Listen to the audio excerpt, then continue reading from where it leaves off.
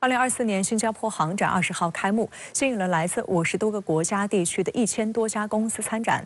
中国航空工业集团时隔2年再次亮相新加坡航展，参展展品以20家族为引领，涵盖7大类具有高技术水平和广泛市场前景的军民用航空产品。而本届航展上的焦点之一是中国首款国产大型客机 C919的首次走出国门参展，向海外公众呈现中国商用飞机发展的阶段性成果。 展馆内，中国商飞公司展台展出了最新涂装的1:20比例 C919基本型飞机模型。室外静态展区中，中国东方航空的全球首架 C919客机接受来自世界各地的企业和公众登机参观。该架 C919于17号凌晨1点49分，经过近6个小时、约4200公里的全程直飞，顺利抵达新加坡樟宜国际机场。 So it's the first time we will be having exhibitors from China, and this basically is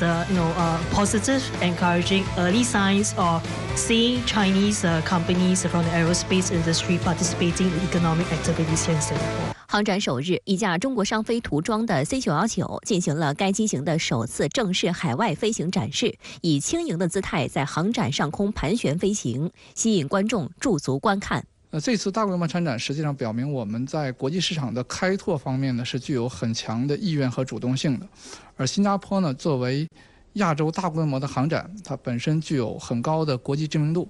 在新加坡派出这么大的规模的商用飞机展团，实际上也代表了我们希望让海外的公众和用户零距离的去接触和认识中国飞机这样一个意愿。 C919大型客机载客158至192座，航程4075到5555公里，采用了先进的气动设计、推进系统和材料，碳排放更低，燃油效率更高。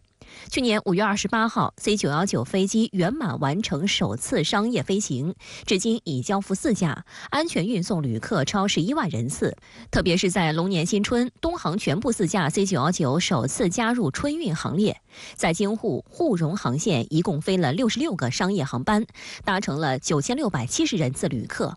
对于此次 C919首次亮相中国以外，西方舆论也高度关注。路透社19号的文章表示，新加坡航展是亚洲最大的航展。在18号举行的预演上 ，C919与空客飞机一起在新加坡海岸飞行。波音公司不会在本次航展展示商用飞机。整个航空业的供应萎缩正在考验亚洲民用航空运力的全面恢复预期和随后的增长，这使得中国商飞受到了更多关注。 It's also the first major international industry event since last month's blowout of a door plug on a 737 MAX 9 pushed Boeing into yet another safety crisis. China has invested heavily to try and break the grip Airbus and Boeing have on the global market. With the two Western playmakers struggling to meet production demand and Boeing ensnared in a string of crises, the aviation industry is watching how COMAC positions itself as a viable alternative. 美国消费者新闻与商业频道网站18号的文章也表示，作为波音737和空客 A320的竞争对手 ，C919成为今年航展上最受期待的产品之一。文章援引索比航空咨询公司布兰登·索比的说法称，总的来说，随着 C919进行国际首秀，我们应该关注的是中国。新加坡航展对中国商飞来说是一个绝佳机会，特别是考虑到目前波音公司的形势。 客观的说，我个人认为呢，中国商用飞机呢，在海外市场上，我们最重要的机遇实际上是市场上对于机型更新换代的客观需求，以及对于机队扩容的这样一个需求。特别是在东南亚市场，这样的市场对于中国飞机呢，它的认识是相对比较多的，而且有中国飞机的使用经验。 从文化上来讲，跟我们也更为接近。中国飞机在以东南亚市场呢作为一个很好的跳板，去进军国际市场，是一个比较好的机会。据中国商飞发布的消息，新加坡航展首日，该公司与西藏航空签署40架 C919高原型飞机订单。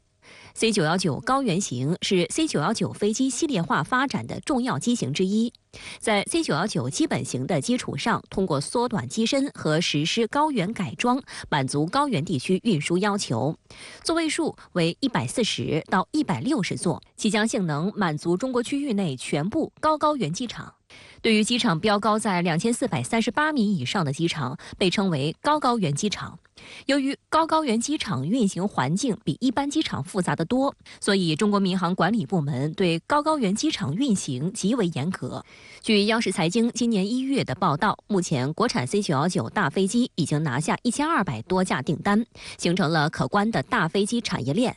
日前，中国商飞董事长贺东风在2024年度干部大会上表示，2024年是大飞机产业化发展的开局之年，飞机从研制阶段全面转入产业化阶段。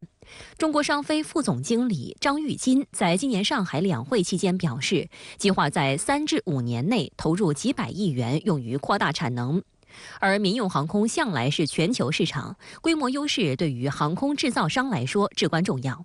近年来 ，C919 一直在为出海积极准备。在今年1月举行的2024民航工作会议上，中国民航局局长宋志勇表示，今年将推出 C919 飞机欧洲航空安全局认可审查，推动国产民机走出国门。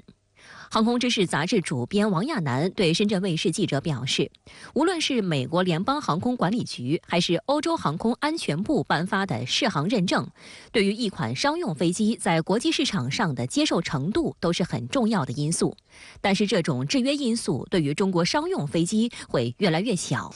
前提是中国民用航空管理机构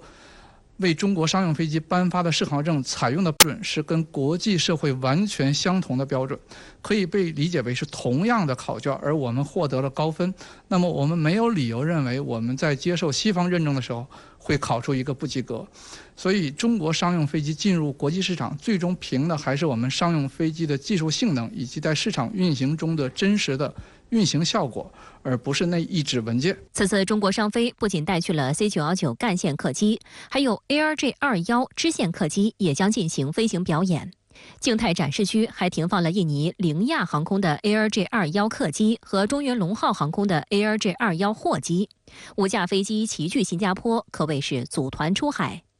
ARJ21 客机载客78至97座，航程2225至3700公里，具有良好的高温高原机场起降性能和抗侧风能力。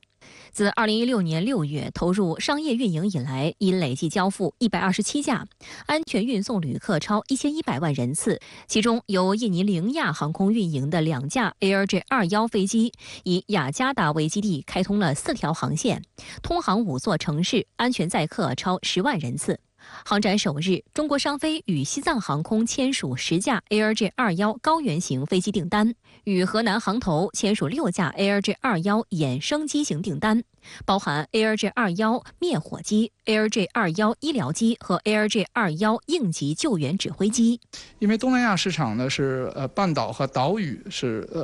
比较多的，这样一个地理环境要求呢，干支搭配呢，可能在这样的环境中具有更广阔的使用前景。比如说，在1000公里左右的支线和2000公里左右的干线，就可以完美的覆盖这种区域级的商业航空需求。所以，中国派出这样的展团呢，实际上也暗含着我们希望用这样的产品为东南亚地区呢，营造更高效的航空网络，去提供产品支撑。